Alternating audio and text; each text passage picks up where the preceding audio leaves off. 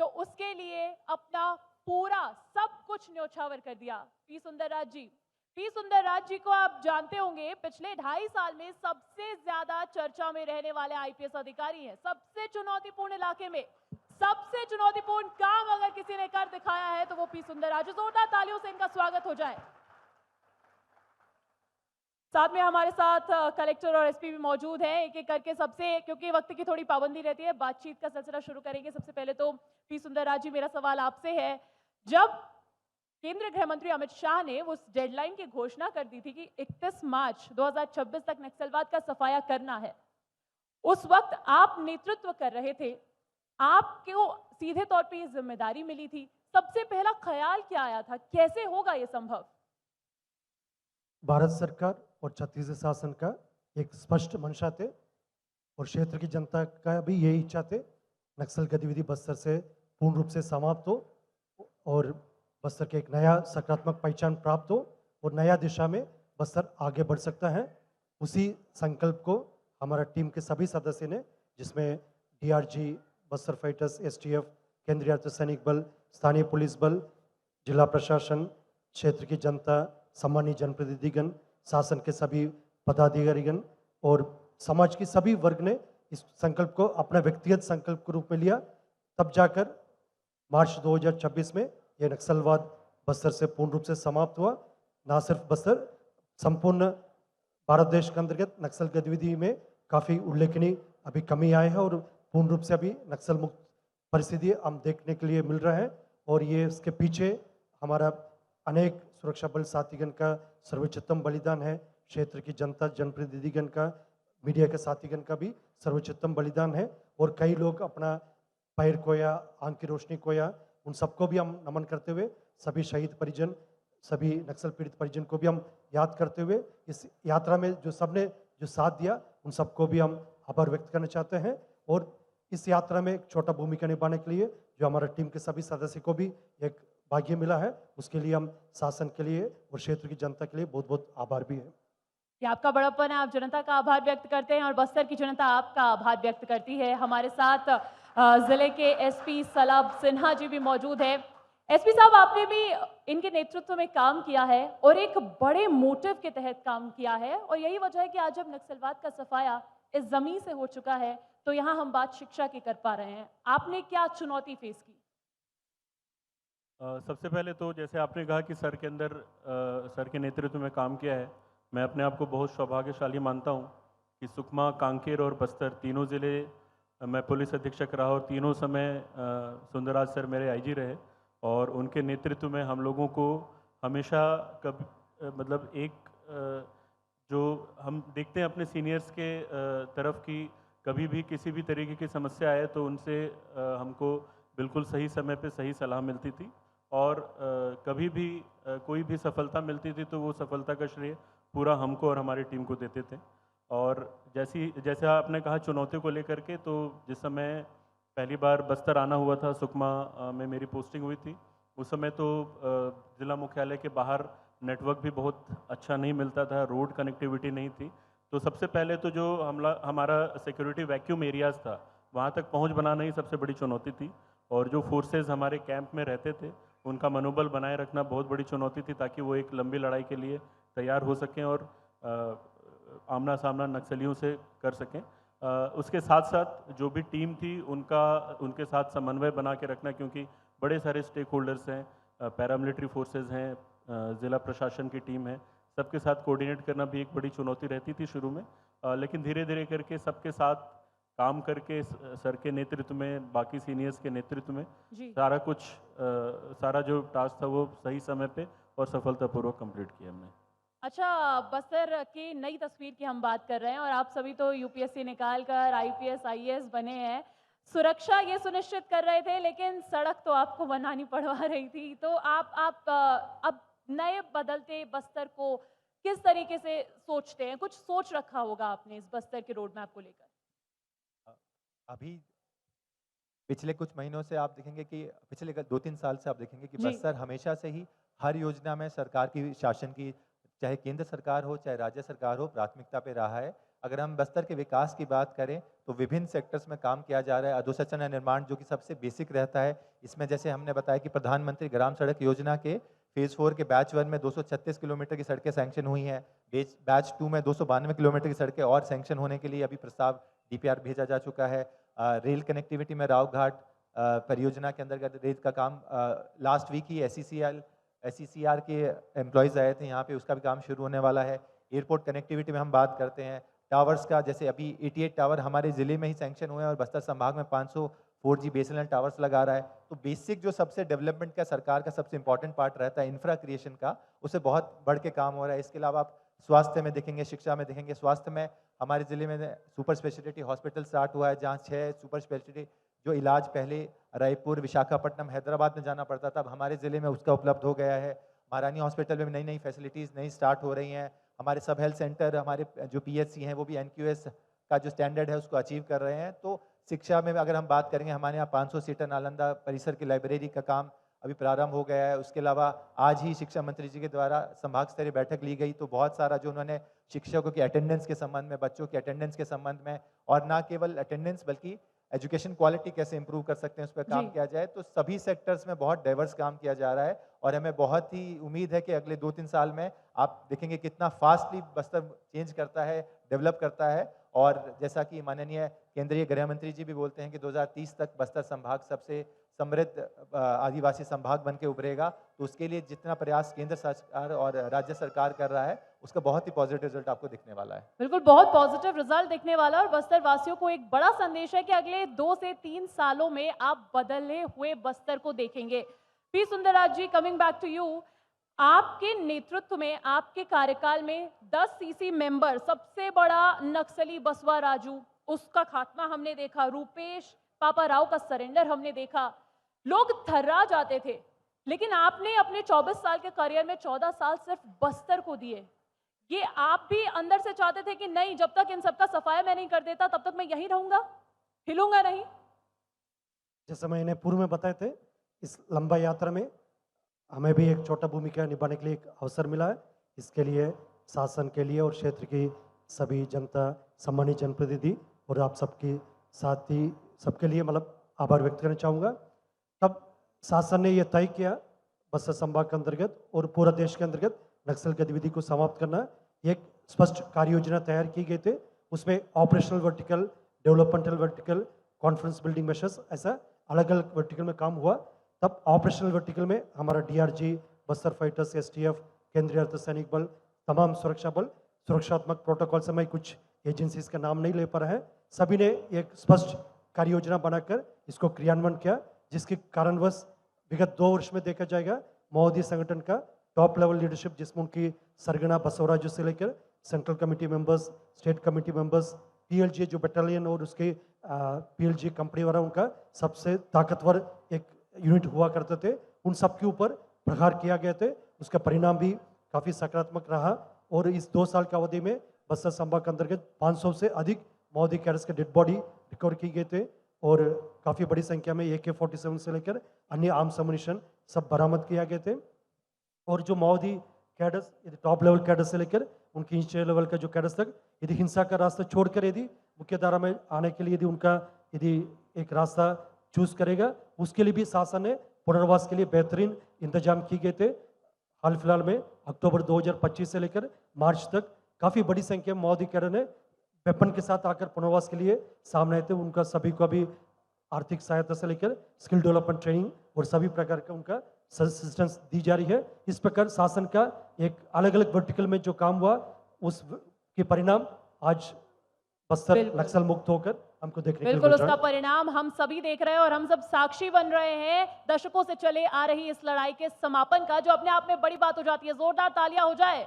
इन्हीं के नेतृत्व में आज हम इस जमीन पर बैठे हैं और बात कर रहे हैं कि अब आगे क्या, क्योंकि नक्सलवाद तो खत्म हो चुका है। आकाश जी, आपके पास आ रही हूं मैं। आपने दंतेवाड़ा के अंदरूनी इलाकों में बतौर CEO काम किया है। अब जब आप यहाँ पर कलेक्टर बनकर आए हैं जगदलपुर में, तो जगदलपुर की क्या अलग चुनौतियां आपको नजर आ रही है या मिलता जुलता बस्तर है और उसकी जुड़ी चुनौतियां, आगे का रोड मैप? बस्तर संभाग की हम बात करें तो वहाँ का जो एग्रो क्लाइमेटिक कंडीशन है या जो सारा डेमोग्राफी है वो लगभग काफ़ी हद तक मिलती जुलती है। तो जो वहाँ पे चैलेंजेस थे, जो वहाँ का एक्सपीरियंस था, उससे काफ़ी कुछ सीखने को मिला। और उसके साथ साथ में बस्तर, क्योंकि संभागीय मुख्यालय के कारण जो जगदलपुर शहर है, तो यहाँ पे शहरी परिवेश की भी कुछ जो चुनौतियाँ होती हैं, जो लोगों की डिमांड्स रहती हैं, वो ऐड ऑन हो जाती हैं। जी लेकिन जो वहाँ पर हमने देखा कि हमारे यहाँ पे माइनर फॉरेस्ट प्रोड्यूस बहुत ज़्यादा है, उसका प्रोसेसिंग हम लोग काम कर सकते हैं। हमारे यहाँ टूरिज्म की अपार संभावनाएं हैं, उस पे हम लोग काम कर सकते हैं, उस पे हम बहुत मतलब एग्रेसिवली काम भी कर रहे हैं। अभी टूरिज्म बोर्ड के एमडी साहब से बात हुई थी, तो उसमें भी हम लोग चित्रकूट के लिए एक स्पेशल प्लान कर रहे हैं, और अगर वो प्रपोजल हो जाता है तो हमारे यहाँ पर काफ़ी एक बड़ा प्रोजेक्ट चित्रकूट के अंदर आने के लिए, उसके लिए प्रयास कर रहे हैं। तो जो चीज़ें वहाँ पर सीखी, उनका काफ़ी यहाँ पर सपोर्ट भी मिला, और उसी दिशा में कि अपना कैसे लोगों के लाइवलीहुड पे हम एक पॉजिटिव इम्पैक्ट डाल पाएँ, उनका जी स्किल डेवलपमेंट कैसे कर पाएँ, और कैसे हम उनका एग्रीकल्चर जो बेसिक सुविधाएं हैं, जैसे कि हेल्थ है, एजुकेशन और इंफ्रास्ट्रक्चर है, इन सब पे कैसे एक समन्वय बनाते बिल्कुल हुए सालों सभी तक क्षेत्रों में। प्रयास चला नक्सलवाद के खात्मे का परिणाम आज हम देख रहे हैं। आपने अपना प्रयास शुरू किया है, आने वाले सालों में उसके भी परिणाम हम देखेंगे, ऐसी उम्मीद है। एसपी साहब, आपका बीते दिनों बड़ा ही एक्शन जो था, टशन थोड़ा वायरल था। नक्सलियों ने जो एक बड़ी कायराना करतूत की थी, अंदरूनी इलाके में आग लगाने की कोशिश की थी, वहां पर आप बुलेट पे पहुंचे थे, आपका टशन वहां नजर आया था। एक बड़ा संदेश देने की कोशिश की थी नक्सलियों को कि देख लो। जी बिल्कुल, एक मैसेज देने का तो प्रयास किया था, क्योंकि वो एक ऐसी सड़क थी जो उन गाँव वासियों के लिए बहुत इम्पोर्टेंट थी। उस इलाके में कभी सड़क बन नहीं पाई थी, तो कभी भी कोई वरिष्ठ अधिकारी भी हो गए, प्रतिनिधि भी हो गए, उनको भी पहुंचने में बहुत दिक्कत होती थी। और उसी कार्य के दौरान जब ये आगजनी हुई थी, तो जो लोगों के मन में एक भय व्याप्त था, उसको हटाने का प्रयास था। अपनी टीम के साथ हम लोग वहाँ पहुँचे थे, और वहाँ पे फिर लोगों के बीच में यही मैसेज दिया था कि आपको डरने की ज़रूरत नहीं है। जो कार्य इन लोगों ने रोकने का प्रयास किया है, वो कार्य रुकेगा नहीं। और बहुत खुशी है मुझे बताते हुए कि 6 महीने के अंदर अंदर वो सड़क भी पूरी हो गई थी। पी सुंदरराज जी, अब तो बस्तर में इतने लंबे वक्त रहने के बाद आप दिल्ली जा रहे हैं, एनआईए में जा रहे हैं। बस्तर की याद आएगी आपको, और जो यहाँ पर 7 जिलों के एसपी है, उनको क्या सीक्रेट मैसेज देकर जा रहे हैं? किसी चीज़ का याद तब आएगा तब हम भूलेंगे। बस्तर को ऐसा स्थान है, ऐसा जगह है, कभी हम भूल नहीं सकता, इसलिए हमेशा याद में रहेगा बस्तर, क्योंकि बस्तर हमें एक पहचान दिलाया है। जो भी एक व्यक्तित्व के रूप में आज देखा जाएगा, मतलब उसमें बस्तर का, हमारे व्यक्तित्व निर्माण में बस्तर का काफ़ी बड़ा योगदान रहा। और विशेष तौर पर आज के कार्यक्रम मेरे लिए पर्सनली काफ़ी एक यादगार इसलिए रहेगा, आईजी बस्तर के रूप में मेरा आखिरी दिन आज। और जोरदार तालियां हो जाए, जोरदार तालियां हो जाए। इन्होंने यहाँ पर आईजी रहते हुए वो कर दिखाया जिसका हम सभी को इंतजार। आईजी बस्तर के रूप में आखिरी कार्यक्रम और आखिरी दिन, और आज के अवसर पर मैं पुनः इस अवसर को फायदा लेते हुए जो मिशन 2026 और एक बस्तर क्षेत्र की शांति, सुरक्षा और विकास के लिए इस यात्रा में साथ देने वाला हमारा सभी साथीगण, माननीय प्रधानमंत्री महोदय से लेकर माननीय केंद्रीय गृह मंत्री महोदय, प्रदेश की माननीय मुख्यमंत्री महोदय, उप मुख्यमंत्री महोदयगण, प्रदेश के सभी वरिष्ठ मंत्रीगण और सभी हमारे जनप्रतिनिधिगण, क्षेत्र की जनता, मीडिया के साथीगण, समाज के सभी वर्ग ने इस यात्रा में हमारे ऊपर विश्वास किया, सहयोग किया, स्नेह किया और सबने समर्थन दिया। उन सबको आपकी मंच के माध्यम से आभार व्यक्त करने के साथ साथ आने वाला जो समय, जो बस्तर 2.0 जिसको हम एक परिकल्पना के साथ जा रहे हैं, इसमें हम सबके एक संयुक्त जिम्मेदारी भी है। बस्तर के एक नया पहचान दिलाने के लिए, बस्तर के एक नया गति देने के लिए मुझे पूरा विश्वास है और आशा है जो हम सब मिलकर बस्तर के एक नया स्वरूप दे सकता है और आने वाला समय बस्तर के लिए उज्जवल हो और बस्तर एक नया ऊंचाई तक पहुंचेगी। इधर का प्राकृतिक सौंदर्यता है, इधर की जो सांस्कृतिक विरासत है, इन सबको लेकर बस्तर एक नया आइडेंटिटी के साथ देश दुनिया के समक्ष उभर कर आएगा। इसी विश्वास के साथ मैं आप सबको पुनः आभार व्यक्त करना चाहूँगा। धन्यवाद, जय हिंद। धन्यवाद चाहिए। और आप भी मानेंगे कि इससे बेहतरीन फेयरवेल आपका नहीं हो सकता था। विस्तार का मंच हो और शिक्षा का सम्मान हो, आपका फेयरवेल हमने नहीं, ऐसे फेयरवेल नहीं माना जाएगा आईजी साहब। हमने बहुत परेशान किया है आपको, बहुत फोन किए हैं और आपने उस सभी फोन को बहुत सही जवाब दिया है। इसलिए बहुत सारे यहाँ बच्चे हैं, वो भी तो पी सुंदरराज बनना चाहते हैं। बनना चाहते हैं कि नहीं? ताली बजाकर बताइए भाई। पी सुंदरराज जी बनना चाहते हैं कि नहीं? आकाश सिकारा बनना चाहते हैं कि नहीं? बनना चाहते हैं? सलभ सिन्हा बनना चाहते हैं कि नहीं? अगर बनना चाहते हैं तो पूछना पड़ेगा ना कि कैसे बने। इसलिए मैं आप लोगों को माइक दे रहा हूं और बस्तर में आप लोग को प्रोत्साहित करने के लिए ऐसे सफल व्यक्ति जब मंच पर बैठे हों और जवाब आप लेना चाहते हो उनसे, तो प्रश्न पूछने का अवसर विस्तार न्यूज आपको देता है। कोई है जो सवाल करना चाहता है? हाथ उठाइए। कोई है? कौन है? सुशील मरकाम भाषण वीर से मैं शुरुआत करता हूं। कोई नहीं उठाएगा तो इनसे ही बोलता हूं। हाँ भाई, सवाल पूछिए, क्योंकि इनका भाषण बहुत वायरल है। Thank you so much, sir.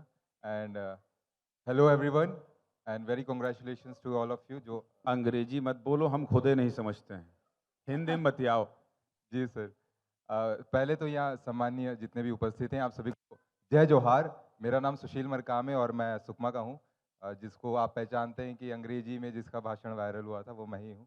और सर, मेरा सवाल आप लोगों से ये है, क्योंकि आप लोगों ने ऐसी जो इंडिया की टफेस्ट एग्ज़ाम कहा जाता है, यूपीएससी जैसे एग्ज़ाम्स आप लोगों ने क्रैक किए हैं, और बस्तर जो ऐसा एरिया है, ऐसे एरिया पे आप सर्विस भी दे रहे हैं इतने सालों से, तो मैं ये पूछना चाहूँगा कि बस्तर का जो मुझे पर्सनली ऐसे लगता है कि बस्तर में एजुकेशन तो चल रहा है, बट एजुकेशन में शायद वो क्वालिटी नहीं है, और हमारा जो एजुकेशन सिस्टम है क्वालिटी के साथ साथ शायद वैसा स्किल्स पे भी काम नहीं कर पा रहा है। तो मैं जानना चाहूँगा कि कलेक्टर सर से और कि इसके लिए हम क्या ऐसा कर सकते हैं कि हम क्वालिटीज़ पे काम करें जो एजुकेशन पे आए और स्किल्स पे। Thank you. जी, जैसा जैसा कि आज मैंने बताया कि अभी जो शिक्षा मंत्री जी ने आज जो समीक्षा बैठक ली थी, उसमें बहुत सारा टेक्नोलॉजी को यूज़ करते हुए ये चीज़ प्रयास किया जा रहा है। जैसे शिक्षकों की उपस्थिति, हम हमेशा से बोलते आए थे कि यदि शिक्षक नियमित रूप से स्कूल जाएं, स्कूल में बच्चों को पढ़ाएं, तो रिजल्ट ऑटोमेटिकली इंप्रूव करेगा। क्योंकि ऐसा नहीं है कि हमारे टीचर्स क्वालिफाइड नहीं है या उनके पास नॉलेज किसी भी लेवल से, किसी भी चीज़ से कम है। तो पहला चीज़ उसके लिए अभी VSK एक ऐप शुरू किया गया है, जिसके माध्यम से सभी टीचर्स, सभी स्कूल्स को जियो टैग करके टीचर्स को वहाँ जाकर सुबह और शाम का अटेंडेंस लगाना है।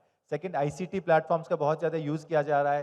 दीक्षा ऐप के अंदर सभी क्लासेस के रिकॉर्डेड लेक्चर्स हैं कि अगर आपके पास में स्कूल के अंदर प्रोजेक्टर भी है, तो उसके माध्यम से कैसे, जहाँ पे अगर टीचर्स या तो उस विषय के उपस्थित नहीं है, यदि हैं तो उस दिन अगर एब्सेंट भी हैं, तो कैसे उन लेक्चर्स को देख के हम अपना जो क्वालिटी ऑफ एजुकेशन है उसे इंप्रूव किया जा सकता है। पीयर लर्निंग के लिए बहुत सारे ग्रुप्स बनाए जा रहे हैं। तो बहुत सारे ICT प्लेटफॉर्म्स को यूज़ करके क्वालिटी के लिए काम कर रहे हैं। स्किल डेवलपमेंट के लिए आपने बताया, तो निश्चय ही हमें हमारे जो युवा हैं उनको भविष्य के लिए तैयार करने के लिए अलग अलग क्षेत्र जो कि ट्रेडिशनल से हट के भी हो सकते हैं, उनके लिए भी तैयार करना है। तो इसमें बताना चाहूँगा कि हमें एक्साइज डिपार्टमेंट से CSR के माध्यम से कुछ राशि प्राप्त हुई है, जिसके लिए हम अपने ज़िले के जो यूट्यूबर्स हैं या ब्लॉगर्स हैं जो इस क्षेत्र में काम करना चाहते हैं, उनके लिए हम एक कंटेंट क्रिएशन लैब का स्थापना करने का प्लान कर रहे हैं, जो अगले के 1-1.5 महीने में तैयार हो जाएगा। तो ऐसे जो उभरते हुए वोकेशनल एजुकेशन या जो काम करने के नए नए क्षेत्र हैं, वहाँ पर भी हम लगातार काम कर रहे हैं। इसके अलावा हमारे यहाँ पे जैसे जो ट्रेडिशनल तरीके नर्सिंग कॉलेज है, और हमारे यहाँ पे मेडिकल कॉलेज है, इंजीनियरिंग कॉलेज है, तो वो सारे ट्रेडिशनल वहाँ जो सेक्टर्स तो हैं ही हैं, जो नए नए सेक्टर्स इवॉल्व कर रहे हैं, उसके अंदर भी हम अपने यहाँ के यूथ को वो प्लेटफॉर्म दे के नए स्किल से उनको इक्विप करके आगे बढ़ाने के लिए प्रयास कर रहे हैं। और किसी का सवाल? देखिए, अच्छा लग रहा है, 10वीं 12वीं के बच्चों को तो सम्मानित किया है, लेकिन आगे अगर आप UPSC करना चाहते हैं तो मुझे लगता है IAS IPS से बेहतरीन आपको कोई गाइडेंस नहीं दे पाएगा। आपके पास ये मौका है, विस्तार न्यूज ने दिया है, जरूर पूछिए।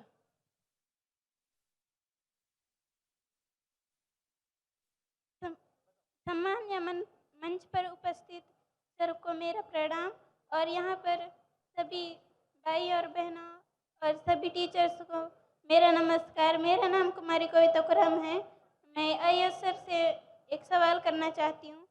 आप इतने अच्छे पद पर हैं, आपको अपने लक्ष्य की प्राप्ति के लिए आप बहुत मेहनत किए हैं, और मैं आपसे अनुभव लेना चाहती हूँ कि आप अपने पद पर पहुँचने के लिए जितने भी संघर्ष किए, क्या आप अपना अनुभव साझा कर सकते हैं सर कि IAS कैसे बनते हैं? चलिए, बहुत बहुत धन्यवाद बच्चे। जैसे आपने जो सवाल पूछा, हर आदमी का, चाहे वो कोई भी फील्ड में है, चाहे वो शिक्षा के क्षेत्र में रहे या किसी और क्षेत्र में रहे, सबको अलग अलग चुनौतियां सामना करना ही पड़ता है। हर आदमी की अपनी एक अलग स्ट्रगल रहता है, अपना एक अलग पाथ रहता है। तो अगर मेरी जर्नी से 2-3 चीज़ें, अगर मैं स्टूडेंट के पर्सपेक्टिव से देखूँ, तो मैं 2-3 चीज़ें जो हाईलाइट करना चाहूँगा। पहले तो बेटे कि हमें, जैसे बार बार कहते हैं कि हमारा गोल एक होना चाहिए, हमारे जीवन में एक लक्ष्य होना चाहिए कि हम क्या करना चाहते हैं। मैंने अक्सर जो बच्चों से इंटरेक्ट किया तो पाया कि हमारा कोई टारगेट या ऑब्जेक्टिव सेट नहीं होता है। हम लोग गिनती की पढ़ाई करते हैं कि स्कूल में एडमिशन हो गया, प्राथमिक शाला पास कर लिए, माध्यमिक चले गए, फिर high school, higher secondary school कर लिया, तो 12th क्लास में जाके हम सोचते हैं कि अब लाइफ में आगे क्या करना है, अब तो 12th खत्म होने वाली है, तो हम फिर किसी कॉलेज में एडमिशन ले लेते हैं। फिर कॉलेज में एडमिशन लेने के बाद क्या करना है? तो हमारा आइडियली किसी भी स्टूडेंट का ये रहना चाहिए कि पहला स्टेप है अपनी लाइफ में आप क्या बनना चाहते हैं, वो गोल या एम सेट करिए। जैसे एग्जाम्पल के लिए अगर आप डॉक्टर बनना चाहते हैं तो डॉक्टर कैसे बनेंगे? नीट का एग्जाम क्वालिफाई करना है। नीट के एग्जाम में क्या आता है? फिजिक्स केमिस्ट्री बायो आती है। उसके लिए क्या तैयारी करना है? 11th 12th में जो आपका फिजिक्स केमिस्ट्री बायो है उसको तैयार करना है। तो एक हमारे पास में जैसे कैरियर काउंसलिंग की बात करते हैं, एक डायरेक्शन रहनी चाहिए कि क्या ऑब्जेक्टिव है, उसको प्राप्त करने के लिए क्या रास्ता हमको चयन करना है। फिर आप उसको तैयारी करने के लिए जो भी आपका गुरुजी हैं उनसे आप लगाकर उसका तैयारी करते रहिए, बार बार रिवीजन करते रहिए, पढ़ाई करते रहिए, टेस्ट सीरीज का उपयोग करिए कि आप सही दिशा में जा रहे हैं, नहीं जा रहे हैं। बहुत बार ये होता है कि पहली बार में हमको सफलता नहीं मिलती है, हमें कई बारी दूसरी बार, तीसरी बार में, जो खुद तीसरी बार में सफलता मिली थी, तो हम एक बार या दो बारी प्रयास करके निराश हो जाते हैं। तो हमें कभी भी लाइफ में निराश नहीं होना है, क्योंकि बहुत बारी असफलताओं के बाद ही सफलता प्राप्त होती है। ये अभी आज यहाँ बैठ के बोलना बहुत आसान है, लेकिन जब आप उस स्थिति में होते हैं, उस टाइम पर जब आपको लगता है कि सारे रास्ते बंद हो गए हैं, आगे मेरे जीवन में सफल होने का कोई रास्ता नहीं है या कोई माध्यम नहीं बचा है, उस टाइम पे अपने आप को संभाल के लगातार मेहनत करते रहना। लाइफ में बस एक जो अकेला चीज आपको साथ देती है वो है आपकी मेहनत। कहते हैं there is no shortcut to success. आप कुछ भी करें, अगर आप मेहनत नहीं करेंगे तो आप जीवन में सफल नहीं हो पाएंगे। तो सही दिशा पे, सही समय पर, सही दिशा में किया गया सार्थक प्रयास ही आपको सफलता दिलाता है। तो आप एक अच्छा ऑब्जेक्टिव सेट, एक गोल सेट करके उसके लिए बहुत मेहनत करिए, और अगर आपको असफलता भी हाथ में लगती है तो आप बिना निराश हुए लगातार मेहनत करते रहिए। जोरदार तालियां हो जाए। There is no shortcut to success. सही दिशा में आप अगर बढ़ रहे हैं तो जरूर इसका फल मिलेगा। मेरा नाम आर्या तिवारी है। मेरा सवाल आईजी सर आप सभी लोगों से है। सर आपका सोर्स ऑफ मोटिवेशन क्या था? एट प्रेजेंट हमारे पास फैसिलिटीज़ तो बहुत सारी हैं, हमारे पास ऑनलाइन एजुकेशन है, ऑफलाइन प्लेटफॉर्म्स भी है, बट ऑनलाइन एजुकेशन बहुत सारे डिस्ट्रैक्शंस भी लेके आता है एट द सेम टाइम। तो आपका सोर्स ऑफ मोटिवेशन क्या था जब आप अपनी प्रिपरेशन कर रहे थे, और क्या क्या डिस्ट्रैक्शंस आपको थे और आपने उसको कैसे साइड रख के अपनी प्रिपरेशन पे फोकस किया और आज आप यहाँ पे हैं? प्लीज़ बताइए। जी, जैसा आपकी सवाल और इसके पहले जो हमारे बेटी ने सवाल पूछा जिसके कलेक्टर साहब ने जवाब दिया, दोनों को मिलाकर मैं थोड़ा दो विषय बताना चाहूँगा। जैसा हमेशा एक धारणा रहते हैं जो आईएएस, आईपीएस इस प्रकार का जो कॉम्पिटिटिव एग्जाम्स है, सिर्फ उन परिवार के बच्चे जो ऑलरेडी जिसके घर में कोई अधिकारी है या कोई डॉक्टर है, कोई वकील है, कोई इंजीनियर है, इस प्रकार कोई संपन्न परिवार के जो बच्चे वही इस प्रकार के कॉम्पिटिटिव एग्जाम्स में पार्टिसिपेट कर सकता है, सिलेक्शन हो सकता है, ऐसा कोई एक धारणा रहता है। हम लोग तब बच्चे थे, स्कूल वगैरह में पढ़ते समय हम लोग भी वही सोचते थे, इस दिशा में कभी सोचते भी नहीं थे, ऐसा कोई हमारा एक विचार भी नहीं थे कभी हम लोग भी एग्जाम में बैठ सकता है, इस टाइप का हम कभी कोई विचार नहीं थे। लेकिन तब एक एक कदम आगे बढ़ते गए, फिर हमारा सीनियर्स है और जो बाकी जो उस एनवायरनमेंट में जो लोग हैं जो उन्होंने तैयारी किया, उनको देखकर हमें भी महसूस हुआ ये परीक्षा ऐसा कोई भी जो स्टूडेंट है, कोई भी युवा दे सकता है जिनके मन में इच्छा है, मतलब एक इच्छा शक्ति है और एक संकल्प है, हम आगे बढ़कर कुछ देश के लिए, समाज के लिए कुछ सेवा कर सकता है। ऐसा करके उन्होंने यदि हार्ड वर्क करेगा निश्चित रूप से उनका भी कहीं ना कहीं एक रास्ता मिल जाते हैं। जैसा कई जगह में इस उदाहरण भी बताए थे, खुद मैं व्यक्तिगत रूप से हमारा परिवार में ऐसा कोई पढ़े लिखे कोई लोग नहीं थे, तब मैं क्लास 8वीं पहुंचा, परिवार में सर्वाधिक पढ़े व्यक्ति मैं ही हो गए थे। फिर 10वीं जाना, 12वीं जाना मेरे लिए एक बोनस थे, परिवार वाले उतने में खुश हो जाते, मतलब ठीक है जैसा 10वीं तक कहीं ना कहीं पहुंच गए, 12वीं तक कहीं ना कहीं पहुंच गए, तब कॉलेज गए तो उन लोग के लिए वो अल्टीमेट वही थे। लेकिन जैसा हर जगह मतलब कुछ ना कुछ हमको मार्गदर्शन देने के लिए, साथ देने के लिए कोई ना कोई साथी मिल गई, कोई गाइड करने के लिए कोई वरिष्ठ लोग मिल गए थे, उनके माध्यम से हम एक एक कदम आगे बढ़ते गए। उस समय जैसा आप सही बता रहे थे, मतलब कोई इस टाइप के डिस्ट्रैक्शंस ज़्यादा नहीं रहते थे, कोई सोशल मीडिया या इतना यूट्यूब इस प्रकार का कोई साधन संसाधन नहीं रहते थे, सिर्फ पढ़ाई करने के लिए ज़्यादा फोकस रहते थे। लेकिन अभी आपके पास वो एक चैलेंज के रूप में भी और एक अवसर के रूप में भी है। पहले हम लोग यदि पढ़ना होगा, लाइब्रेरी जाना होते, जैसे न्यूज़पेपर पढ़ने होते, इस प्रकार का काफ़ी ढूंढ कर हमको मटेरियल्स को चेस करना पड़ता है, लेकिन अभी आपके हाथ में यदि कोई स्मार्ट डिवाइस है उसके माध्यम से आपको सभी जानकारी आ जाते हैं। उसको एक अपॉर्चुनिटी के रूप में इसको यूज़ करना चाहिए। निश्चित रूप से बोलना आसान लेकिन पालन करना कठिन है। कई कई डिस्ट्रैक्शन आते हैं, लेकिन मन में थोड़ा एक संकल्प लेना चाहिए, एक इच्छा शक्ति होना चाहिए, ताकि मैं अन्य जितना भी डिस्ट्रैक्शन से दूर रहकर मेरा एक टारगेट है उसी की दिशा में मैं मजबूती से आगे बढ़ूँगा। यदि वो इच्छा शक्ति होगा निश्चित रूप से सब सफल होगा। मैं इस बात को भी बोलना चाहूँगा, जैसा यदि कोई क्लासरूम में 100 लोग हैं, यदि 80 लोग हैं, सबके सब शासकीय सेवक बनना एक एम्बिशन हो सकता है, लेकिन ऐसा संभावना भी है और आवश्यकता भी नहीं है, क्योंकि समाज में बाकी क्षेत्र में भी लोग का आवश्यकता, कोई इंजीनियर बनेगा, कोई डॉक्टर बनेगा, कोई किसान भी बने, कोई कलाकार भी बने। जैसा कोई सबसे पहले कोई एक अच्छा नागरिक बने, एक संवेदनशील नागरिक बने और एक अच्छा इंसान बने, उसके बाद जो भी क्षेत्र आप तय करेगा उसमें एक सर्वश्रेष्ठ बनने के लिए कोशिश करे। कोई किसान भी एक उन्नत किसान बनकर इस समाज के लिए अपना सेवा दे सकता है। एक कलाकार भी अपना कला के माध्यम से समाज को एक अच्छा दिशा दे सकता है। जैसा सभी सम्मानीय जनप्रतिनिधिगण भी हम लोग के बीच में बैठे, माननीय मंत्री महोदय, माननीय सांसद महोदय, विधायक महोदय तो मतलब शासकीय सेवा छोड़कर अभी जनसेवा में आ गए थे। इस प्रकार सभी ने अपना अपना क्षेत्र में एक योगदान दे सकता। पत्रकार साथीगण जो जिसके माध्यम से कार्यक्रम आयोजित हो रहा है वो भी समाज के लिए एक दिशा दे रहा है। इस प्रकार सभी फील्ड में एक अपॉर्चुनिटी है। जो भी आप बनना चाहते हैं उसमें उत्कृष्ट बने और सभी एक सर्वप्रथम एक अच्छा नागरिक बने, उसके बाद अच्छा इंसान बने और आगे बढ़ते रहे, ये मेरा कामना रहेगा।